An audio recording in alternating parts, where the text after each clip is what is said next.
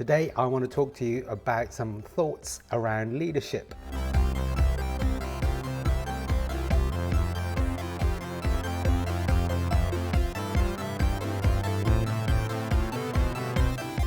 Hi, my name's Kos and welcome to the PaperThin Place. And on this channel, we have conversations around culture, creativity and communications, and that overlaps with ideas and topics around things like diversity, leadership and art. And actually, today I want to talk to you about some thoughts around leadership.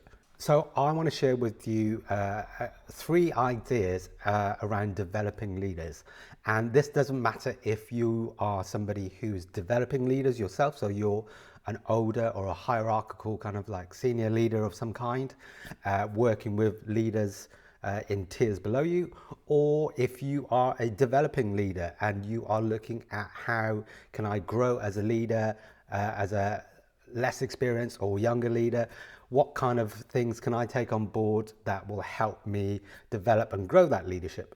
So I'm going to just jump straight in with what I call the 3R cycle.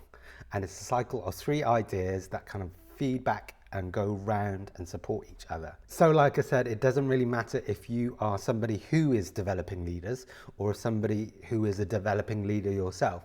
These three ideas are a little bit of a continual process that hopefully should encourage you and give you a bit of grounding to work out how to grow and develop leaders or your own leadership. So I'm not going to make you wait until the end of the video. I'm going to give you the three things right now, but what I'm going to do is unpack them a little bit to explain what I think they mean. And those three things are recognition, realization, and release. So the first thing is recognition, and that recognition is really about identification and acknowledgement. And that acknowledgement and identification needs to happen on two distinct levels. The first level is really on a personal level, and the second level is on that wider kind of team or corporate or environment kind of like setting. It's important to recognize the individual in this process because actually that's partly about kind of confidence, that's partly about remit and kind of role, but it's also on a deep personal level, trusting that individual. You're saying to them, actually, you're the leader. I recognize you, I identify you, I acknowledge you as a leader in this scenario, in this vision that we're co-partnering, that we're both working together in.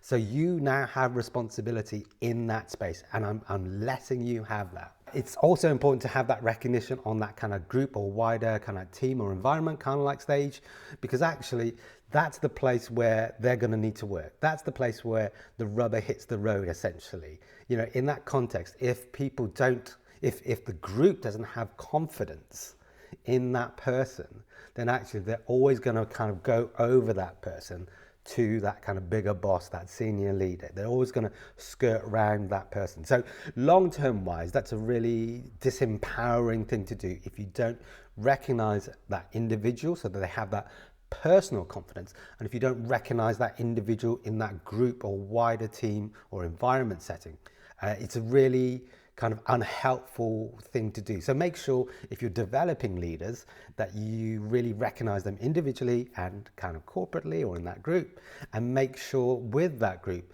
they are recognized as a leader. You might want to, within that kind of like context, do something official or kind of, you know, create some communications around that. But whatever you do, make sure that the wider group really understands that from your point of view, this person is the go-to person for what the job you are asking of them to do. Okay, the second thing within this kind of like little cycle is realization. And what I mean by that essentially is the process of making something physical, making something, you know, more than an idea. So sometimes when we ask leaders, we say, you know, hey, why don't you be a leader in this kind of like space? But actually we then don't give them tools or kind of the support to make those things happen. So again, that really needs to happen on an individual and corporate levels. So individually, again, the process of making something real is looking at what does that individual need to do that role, job, vision, whatever.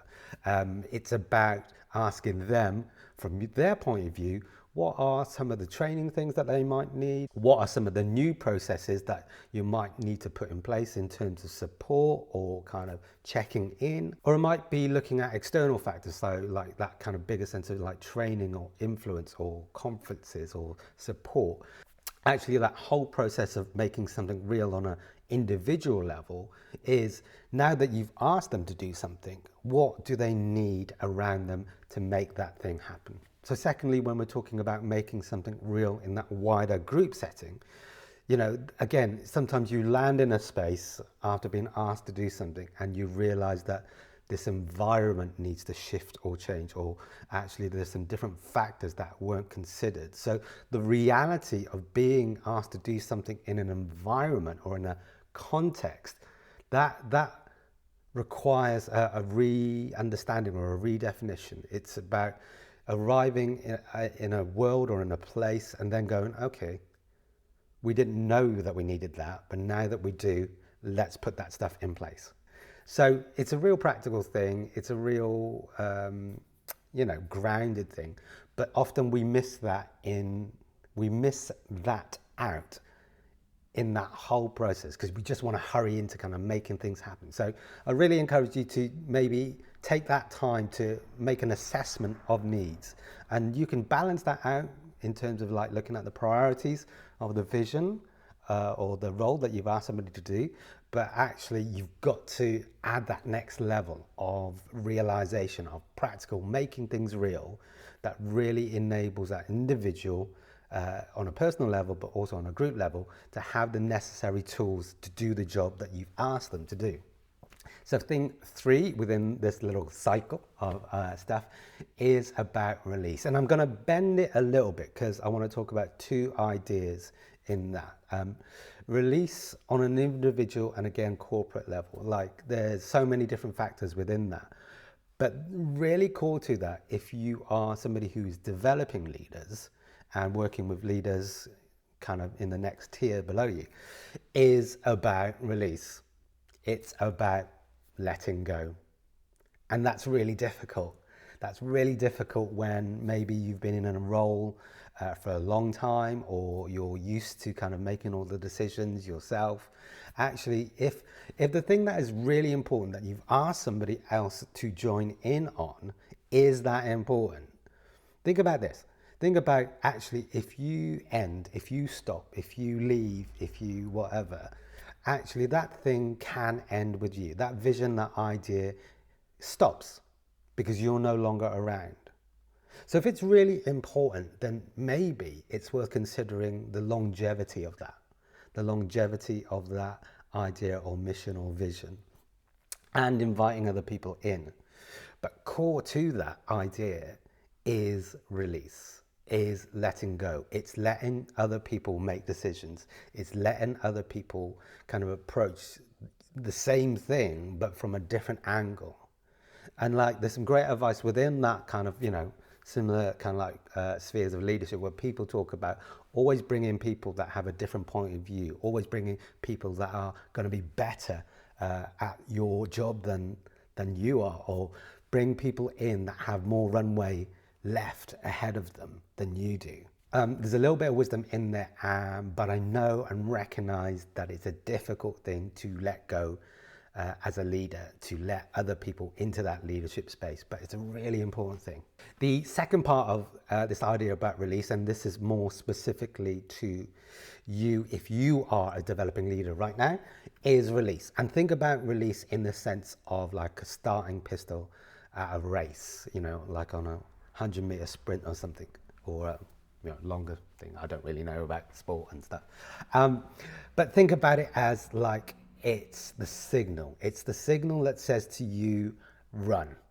It's the signal that says to you, go for it. And I know, because I've been there myself, that actually starting new things or kind of, going into new leadership spaces is difficult. Like, we can be vulnerable and honest about this. It's scary. But here's the thing. If you've got this leadership stuff in you, then actually, bang, release. It's time to get running. It's time to go. Like, we can always make lots of excuses, and I do this myself. about why we shouldn't do something. I'm not ready, I don't have the confidence. But you've got to get on the road. You've got to start. Like the race goes. The race has begun. So release for you as a developing leader is about get ready, get set, go. Now, I've talked about this idea of this being a cycle, being something that kind of continually goes around. And once you've kind of done this recognition, once you've done this realization about making things real, once you've let go and you started in terms of release, it kind of loops back round again, because once you started that journey, either as a developing leader, as somebody who's releasing kind of new leaders, it kind of goes back round to those ideas of recognition and then realization and then further release.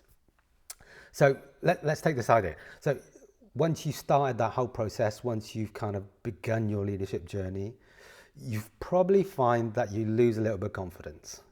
It's a very natural thing. So you might need a leader to say to you, hey, let's go back to this idea of recognition. Let me remind you personally, individually, and deeply that you've got this, that you are the person for this role. You are the person to take this vision on to the next stage. Let me recognize and acknowledge and identify you again. Let me reassure you into that space that you are the leader. And again, on that corporate kind of like level, on that wider group or environment level, we might need to remind people that this person, this next leader, is the go-to person. They are the ones that are going to make all the decisions. They are the ones that are going to influence and shape what happens next. So again, recognition is about reminding that person that you've chosen them, that they are the next leader in that kind of like space. And it's also then reminding the group and the wider environment, or the team even, that this person is in charge, that they are making the decisions.